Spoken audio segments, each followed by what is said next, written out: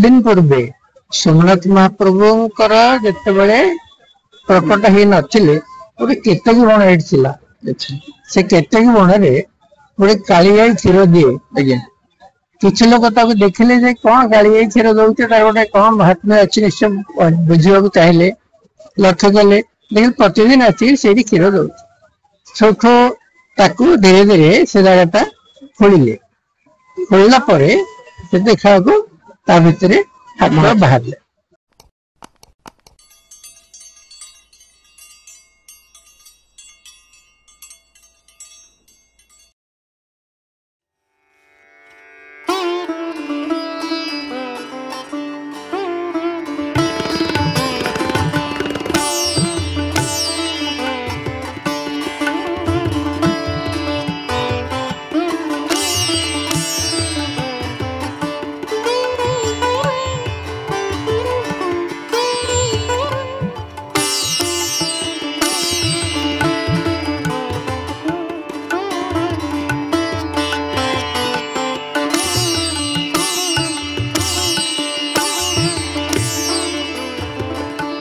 कटक जिला nation coil block अंतर्गत बरपड़ा ग्राम रे पूजा पाउछंती प्रभु सोमनाथ महादेव।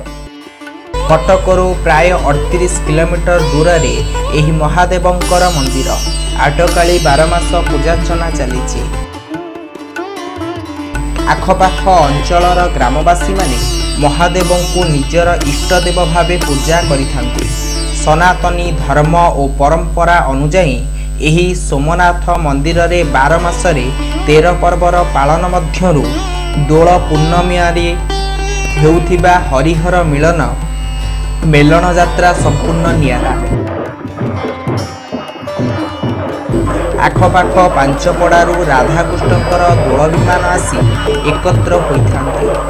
परे सांस्कृतिक कार्यक्रम शेष में राधाकृष्णकर दोल विमान पूजार्चना नीतिकांति पर हरिहर मिलन घटी मेलन शेष होता है। ए संपर्क में स्थानीय बासिंदा माने मत दियंती। निरंजन पृष्टि आम सरपड़ार अधिवासी मुझे मंदिर सहित मो पिलादिन परिचित। ये दीर्घ 150 ରୁ 200 वर्ष अनुष्ठान ये महादेव ये 200 खंड मौजार ये होती प्रतिष्ठित सोमनाथ महादेव।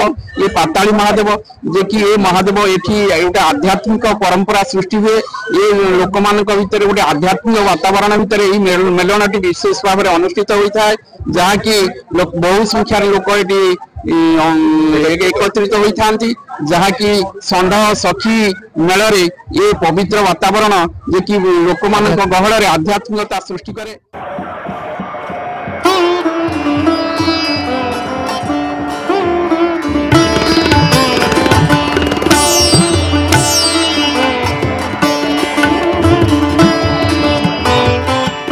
इस स्थान महात्म्य ये जो मेलन परंपरा अति प्राचीन तेणु जिते आगे 100 वर्ष पूर्वे टीवी नथिला मोबाइल नथिला किछि नथिला से लोक मैंने आनंद लोक घर बाहरी आसिक यही सब विभिन्न मनोरंजन कार्यक्रम भाग नौ। बहुत जो मैंने धनी लोक थे पृष्ठपोषण करुले ठाकुर को कांधेवा गोटा लोक आनंद थिला।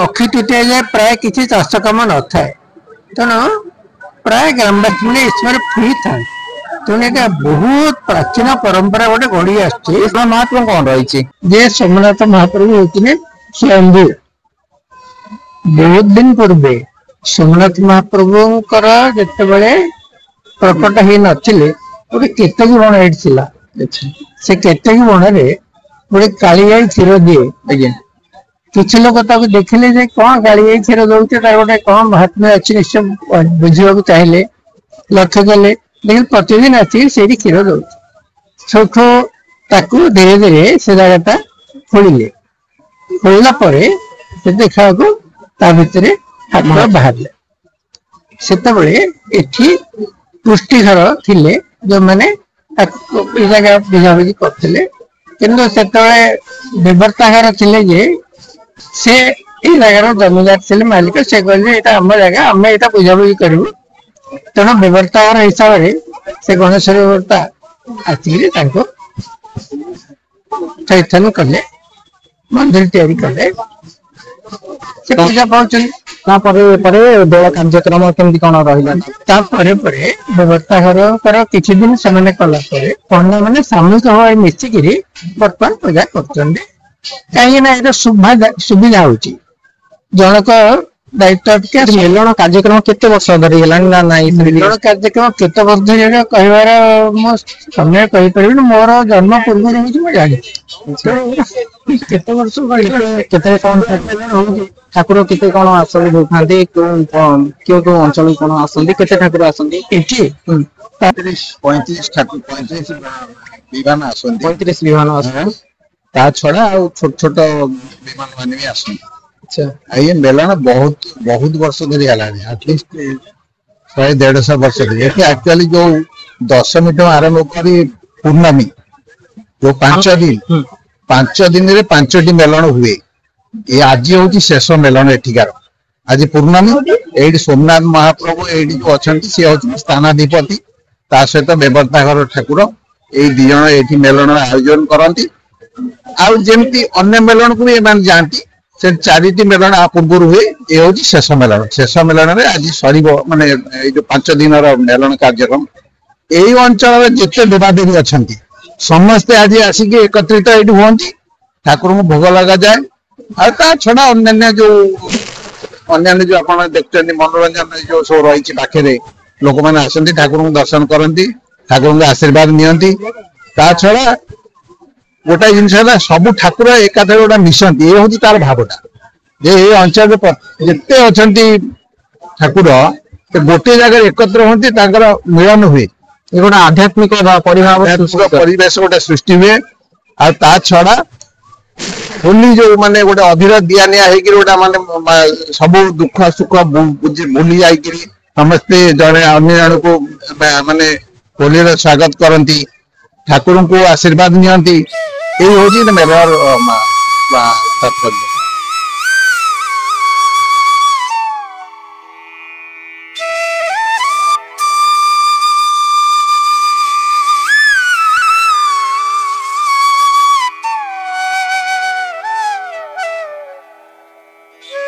ମୁଁ ଆଉରେ ପଣ୍ଡା ସୋମନାଥଙ୍କର ଜଣେ ସେବକ। ଆମର ସୋମନାଥଙ୍କର ଆମର ଜମିଦାର ଯଦି ରାମଚନ୍ଦ୍ର ବ୍ରହ୍ମା ପଟିଆ ରାଜାଙ୍କର ରାଜଗୁରୁ ଥିଲେ। ସେ ପଟିଆ ରାଜାଙ୍କ ସହିତ କଣ ଅପ୍ରିୟ ସୃଷ୍ଟି ହେଇକି ସେ ମଧ୍ୟ ଏଠି ପଳେଇ ଆସିଲେ। ତାଙ୍କର ଯୋଉ ପରିବାର ପାଞ୍ଜି ତାଙ୍କର କୁହେ, ସେ ରାମଚନ୍ଦ୍ରଙ୍କ 4ଟି ପୁଅ।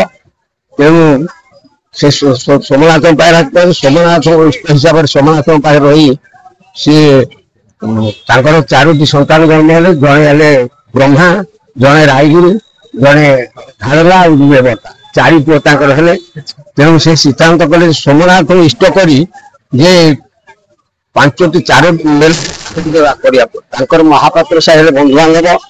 ତେଣୁ ସେ ପ୍ରଥମେ ମେଲଣ 150 ବର୍ଷ 200 ବର୍ଷ ହେଲା ମେଲଣ ଚାଲିଛି। ତେଣୁ ସେମାନେ ମେଲଣ ମାଲିକ ସେମାନେ, ଯେ ରାମେଶ୍ୱର ମେଲଣ ବ୍ରହ୍ମାଘର ମେଲଣ, ଆଉ ବୌଦ୍ଧ ମେଲଣ ହଉଛି ରାୟଗୁରୁ ମେଲଣ, ଆଉ ଗୋପନ ମେଲଣ ହଉଛି ସର୍ପଡ଼ା ମେଲଣ, ଦେବତାର ହଉଛି ଶେଷ ମେଲଣ। ବନ୍ଧୁ ବାନ୍ଧବ ତାଙ୍କର ବନ୍ଧୁ କାହାରି ତାଙ୍କର ଶ୍ୱଶୁର ଘରକୁ ଗୋଟେ ମେଲଣ ଦେଇଥିଲେ, କି ମହାପାତ୍ର ସାହା ତାଙ୍କ ବନ୍ଧୁ ଗୋଟେ ମେଲଣ ଦେଇଥିଲେ। ତେଣୁ 5ଟି ମେଲଣ ସୋମନାଥଙ୍କୁ ଇଷ୍ଟ କରି ଏଇଟା ହଉଛି ହରିହର ମିଳନ। ମେଲଣଟା ହଉଛି କଣ, ଯେତେବେଳେ ରାଧାକୁ ଲାଗିଥିଲା ଭୂତ ଲାଗିଥିଲା, ସେତେବେଳେ ଗୋପାଳ ମାନେ ତାକୁ କାନ୍ଦିଥିଲେ। କୃଷ୍ଣ ଯାଇ ରାଧାକୁ ସେ ବିମାନରେ ବସେଇ ଭୂତ ଝାଡ଼ିବା ପାଇଁ ନେଇ ଗୁପ୍ତେଶ୍ୱର ମହାଦେବ ପାଖରେ ପହଞ୍ଚିଥିଲେ ଗୋପରେ। ତେଣୁ ସେଇଆକୁ ପାଖରେ କରି ମେଲଣଟି ଆରମ୍ଭ ହୋଇଛି। ତେଣୁ ସୋମନାଥ ହଉଛନ୍ତି ଏକୁଟିଆ, ଚନ୍ଦ୍ରଶେଖର ପାର୍ବତୀ ଏଠି ବସନ୍ତି, ଆଉ ସମସ୍ତଙ୍କ ରାଧାକୃଷ୍ଣ। ତେଣୁ ହରିହର ମିଳନ ଏଇଟା ଚାଲିଛି। ତେଣୁ ଆମ ଏରିଆରେ ଯେତେବେଳେ ଠାକୁର ଅଛନ୍ତି, ରାମେଶ୍ୱର, ଭୋଳେଶ୍ୱର ଆଉ ସୋମନାଥ ଆଉ ଇଏ ମେଲଣ ମାଲିକ ହଉଛନ୍ତି ଦେବତାର। ପୂଜା କେମିତି କଣ ରହିଛି? ପୂଜା ସେବକ ମାନେ କରନ୍ତି। ଏଠି ଯୋଉ ମେଲଣ ପଡ଼ିଆରେ କେମିତି କଣ ରାଧାକୃଷ୍ଣ ପୂଜା? ରାଧାକୃଷ୍ଣଙ୍କର ତ ପୂଜା ସଂକୀର୍ତ୍ତନ ବାଲା ସଂକୀର୍ତ୍ତନ କରନ୍ତି। ସାଂସ୍କୃତିକ କାର୍ଯ୍ୟକ୍ରମ ସାଂସ୍କୃତିକ କାର୍ଯ୍ୟ ଆଗେ ହଉଥିଲା, ଯାତ୍ରା ପାଠ ସେଠି ମଧ୍ୟ ଆମ ସଫଳ ମେଲଣ ପଡ଼ିଆ ଯାତ୍ରା ହଉଥିଲା। ଏବେ କାଳକ୍ରମେ ବନ୍ଦ ହେଇଗଲାଣି। ଆଉ ଏ ମିଳନ ନାମ ସଂକୀର୍ତ୍ତନ ନାମ ସଂକୀର୍ତ୍ତନ ଚାଲିଛି। ବର୍ତ୍ତମାନ ସେ ଆସିବେ ସେ ରାଧାକୃଷ୍ଣଙ୍କର ରାସ ଲିଆ ହବ। ରାଧାକୃଷ୍ଣଙ୍କ ରାସ ଲିଆ ପରେ ଭୋଗ ଲାଗିବ। ସବୁ ଭୋଗ ଲାଗି ସାରିଲା ପରେ ଆମର ଜମିଦାର ଭୋଗ ଲଗେଇବେ। ତା ସଙ୍ଗେ ଠାକୁର ଆସି ଏକାଠି ମିଳନ ହେବେ। ଜଣେ ଜଣେ କି ଆସିକି ସେଠି ସୋମନାଥଙ୍କ ପାଖରେ ମିଳନ ହେଇକି ଗୋଟିଏ ଗୋଟିଏ ଯିବେ। ଏଇଟା ହଉଛି ଆମର ପରମ୍ପରା ଅଛି।